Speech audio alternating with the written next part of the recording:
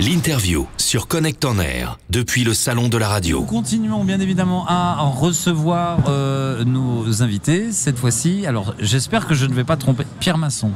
Oui, c'est ça. Oui, j'ai gagné. Peut-être une boîte de jeux. Et je reviendrai en deuxième semaine. En tout cas, ça sera l'année prochaine. Pierre Masson de la société Yacast. Badge quand même, Sévan. Voilà. Mais je ne regarde plus les badges à ce temps-là. Donc, je suis chargé d'études et de clientèle pour Yacast, qui est une société qui existe depuis 18 ans maintenant, et dont la spécialité est le relevé des diffusions musicales sur les médias, et qui a d'autres métiers également que je vais pouvoir vous présenter. Alors on va peut-être expliquer comment ça se passe. C'est sous forme d'empreinte. Tout à fait. Ça part en fait. Yacast est une société de technologie. Et le principe est de reconnaître les musiques qui passent à la radio sous la base de fingerprints, c'est-à-dire que les morceaux sont détectés automatiquement à la manière de Shazam, et on va enregistrer. Ça existait bien avant Shazam d'ailleurs. Oui, bien sûr. En fait, là où il y a, en fait, la pige Musicast existe depuis l'après-Seconde Guerre mondiale.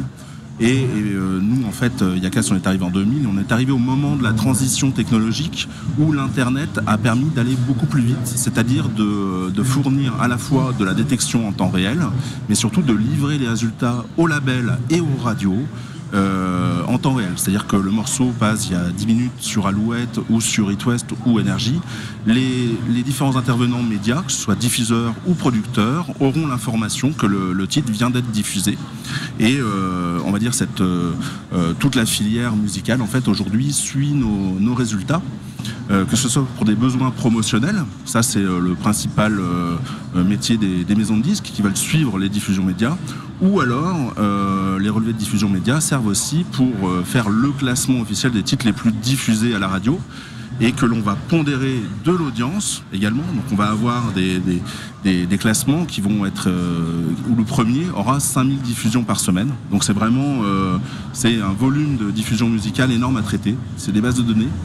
Et ces bases de données, vous les transmettez ensuite aux radios pour justement le classement des... Oui. En fait, on a des indicateurs. Oui.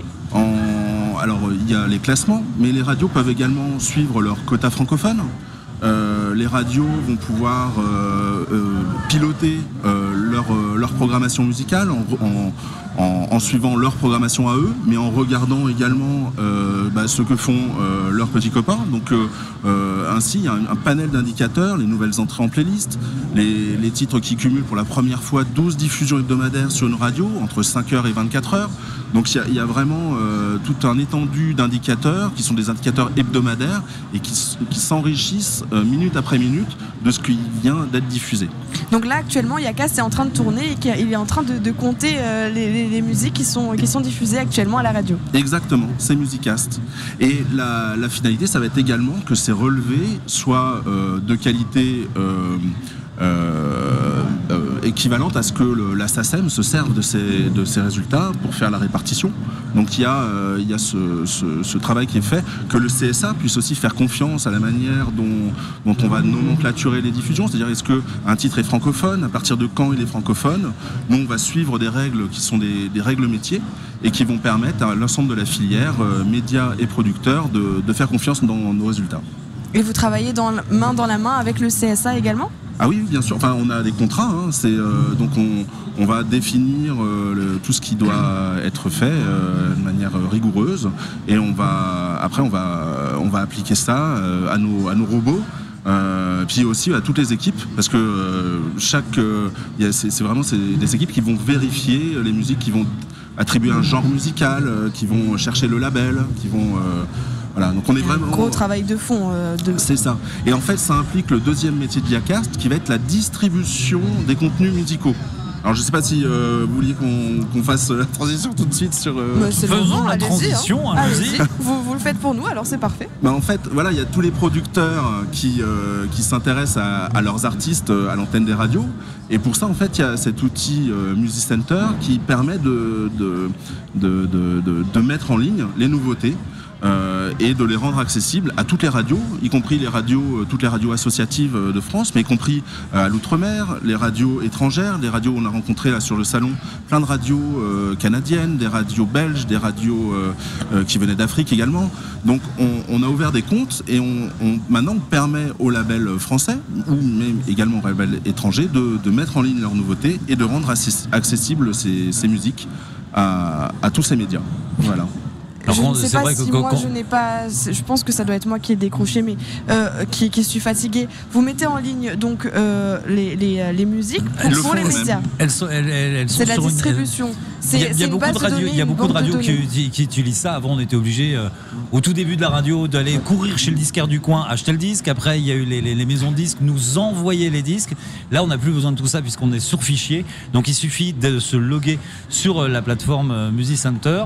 Chaque radio a son compte et de se dire, bah tiens, j'aimerais bien jouer. Je vais prendre un exemple, le dernier Florent Pagny. On va trouver le dernier Florent Pagny, le récupérer aussitôt pour pouvoir le mettre à l'antenne tout de suite. C'est une immense base de données sur laquelle on peut retrouver véritablement ces produits spécifiques, puisque vous travaillez avec les labels, vous travaillez avec les maisons de disques, etc.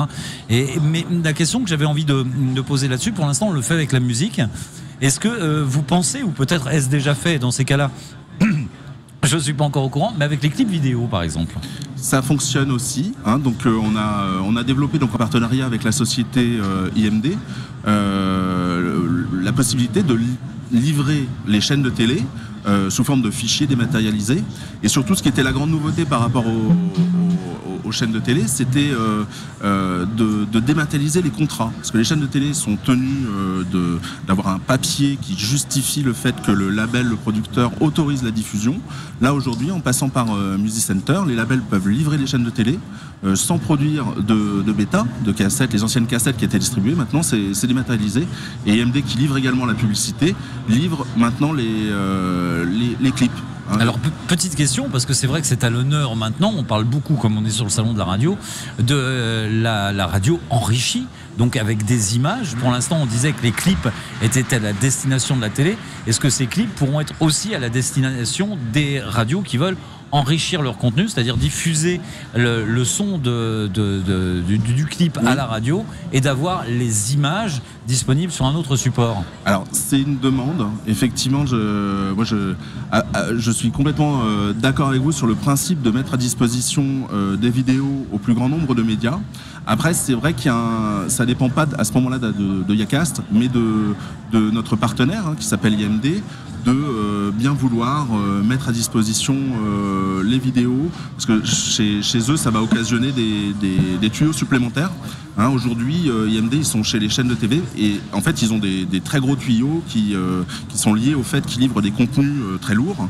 Et si des web radios ou des web télé aimeraient avoir accès à de l'image, elles pourraient très certainement livrer des contenus, mais il faudrait, je pense, qu'il y ait un accord qui se crée, peut-être une option, mais ça pourrait se faire, je pense, relativement facilement. Et vous savez si c'est dans les tuyaux, justement? Pour l'instant, parce que ça va vite, hein. Je crois pas. Parce que là, ça va très très vite. Les radios enrichies. Moi, je vous le dis pour l'avoir fait moi-même. Donc pour l'instant. Là actuellement d'ailleurs. Là actuellement, mais on diffuse pas de clips musicaux, mais pour l'avoir fait, voilà, on récupère les clips comme on peut pour le moment. C'est un petit peu comme quand on faisait la radio au tout début. On récupérait la musique comme on pouvait. Le copain nous prêtait le disque. Et maintenant, c'est un petit peu la même chose. Alors justement, je voulais savoir si effectivement les organismes officiels allaient bientôt justement penser à l'avenir de la radio et ce qui allait se passer dans les radios, en particulier pour la radio enrichie, parce qu'on va chercher forcément du contenu. Si on enrichit la radio, il faut amener du contenu. En fait, en ce qui concerne Yacast, depuis 2000 qu'on est opérateur et pour la filière, on a toujours été à l'écoute des médias, des producteurs, et on a essayé de faire en sorte, avec les évolutions technologiques, de toujours pouvoir répondre aux demandes et de s'adapter aussi aux moyens de tous nos utilisateurs. Donc techniquement, nous on a toujours été, on va dire, à un niveau où ce qui permet encore à Yacast d'exister aujourd'hui, et a priori à l'ensemble des utilisateurs ou presque d'être satisfaits des services. Après, concernant l'acheminement des vidéos, c'est vrai que ça passe par une autre société qui s'appelle IMD, et j'espère qu'ils se mettront d'accord avec le syndicat syndicat national des éditeurs phonographiques, le SNEP, afin de pouvoir justement créer ces nouveaux tuyaux de distribution facilités aux radios. Mais c'est vrai qu'il faut qu'il y ait des accords qui se fassent et il verra certainement le jour, j'espère dans les mois ou très rapidement. Donc là on est d'accord, vous lancez un appel officiel, vous êtes sur les ondes, vous l'avez demandé officiellement. Ah mais moi oui. En tout cas, j'ai eu des médias qui en ont fait la demande aussi. Ah bah vous en avez un de plus. Qui cherchent à s'inscrire et c'est vrai quand on leur dit pour les clips il faut pour l'instant c'est vrai que c'est des masters qui pèsent plusieurs gigas par clip, donc c'est difficile de faire du streaming sur ce type de format, mais s'il y avait des compressions, des transcodages qui puissent se faire sur ces formats vidéo pour faciliter l'accès et la diffusion, ça serait bien. Ouais. Surtout qu'il y a des formats. Je plaiderai votre demande. Très bien, c'est sûr. Merci. En tout cas, j'avais d'ailleurs assisté parce qu'au tout début à la création d'Iacast, j'avais même assisté à la création d'Iacast. C'était justement la première société à faire du fingerprint. C'était assez et on s'en servait pour justement avoir les données associées sur les sites internet. Oui. Moi je me rappelle l'avoir utilisé justement pour que ce qu'on passait sur les web radios en fin de compte soit automatiquement repéré pour qu'on ait aussitôt sur le site internet les pochettes de disques, le titre, l'interprète et voire même le lien marchand. Quand l'auditeur cliquait sur le player web, il allait directement sur le site de la FNAC pour pouvoir acheter le disque et en fait ça venait de nos serveurs qui renvoyaient, en fait qui reconnaissaient d'abord la musique que passait la radio, mais ça se passait en fait justement de l'écoute audiophonique et ça renvoyait, c'est passé par nos bases de données et ça renvoyait sur le player l'information des titres et artistes. Et ben voilà, j'ai vécu ça dès le début et la preuve que Iacast s'adapte petit à petit à ce que les clients demandent, c'est que toujours présent et avec des nouvelles technologies et ça continue puisque bientôt nous l'annonçons officiellement. Il y aura aussi les clips sur Music Center, on vient de s'y engager. En plus c'est enregistré donc tout le monde est au courant. Maintenant. D'accord. Très bien. Autre chose dont vous vouliez nous parler le fait que Iacast archive aussi les médias. C'est important aussi, oui. Ouais. On a une plateforme de replay qui permet aujourd'hui à l'ensemble des radios et des chaînes de télé d'aller revoir leur contenu, le réécouter.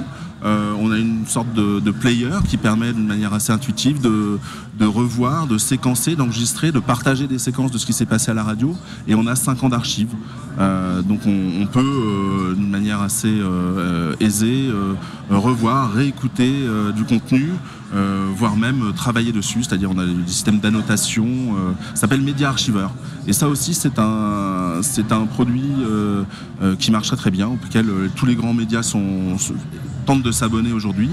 Et on fait aussi le temps de parole politique. Vous me dites si je déborde par contre de mon temps. Non, mais autant le savoir. Le temps de parole politique, c'est-à-dire que c'est vous qui le comptez. C'est pas nous l'opérateur officiel, c'est le CSA qui s'en charge. Mais vous détectez quel homme politique et quand il est fingerprinté. Bien sûr. En fait, c'est pas qu'on le détecte, c'est qu'il y a un dictionnaire qui existe au CSA où chaque personnage politique est enregistré avec son parti d'appartenance et donc il représente un parti, vu qu'il y a une équité qui est demandée aux médias de respecter. On fournit des solutions qui permettent, on va dire, aux médias qui le souhaitent de s'autocontrôler. Alors ce sera nos chiffres qui lui permettront de suivre là où il en est, mais c'est vrai que le CSA fera son travail de son côté. C'est-à-dire qu'en fait, finalement... C'est un moyen de ne pas se faire taper sur les doigts par le CSA en disant vous avez accordé plus de temps de parole à tel parti politique, ou on peut le contrôler grâce à vous en amont et être certain qu'au moins de ce côté-là, on ne va pas se faire taper dessus. Tout à fait, et ça c'est vrai qu'en période d'élection, on est à temps complet là-dessus, enfin on marche, on le fait beaucoup, on le fait pour les médias seulement qui souscrivent, parce que sinon ça demande trop de temps, chaque intervention peut pas être taquée, on n'est pas sur du contenu redondant, mais uniquement sur de l'intervention qu'il faut qu'on qualifie. Donc on va mesurer les durées et on va faire des tableaux. Alors par contre on a des systèmes qui permettent de faire des graphiques, de mesurer l'équité et puis de permettre à l'antenne de suivre là où ils en sont de ce côté-là. Eh bien, très bien, je pense que là, on sait tout. Là, on sait tout. Oh, mais moi, je suis intarissable sur Yakas. Maintenant, n'hésitez pas au salon si vous voulez me poser des questions. Je vais y répondre. Je sais tout maintenant. En tout cas, merci Pierre Masson d'être venu nous donner tous ces détails sur cette société Yakas. Stéphane Audin il est resté avec nous et puis il était. Du coup, je sais pas. Il fallait que je. Mais c'est très bien. Mais c'est très bien. On est une grande famille. Perturber l'intervention. C'est de la radio et c'est l'avantage de la radio d'être ce média naturel où c'est comme à la maison et c'est aussi bien comme ça. En tout cas, merci à vous deux d'être venus nous parler chacun de vos produits. 100% B2B, 100% radio.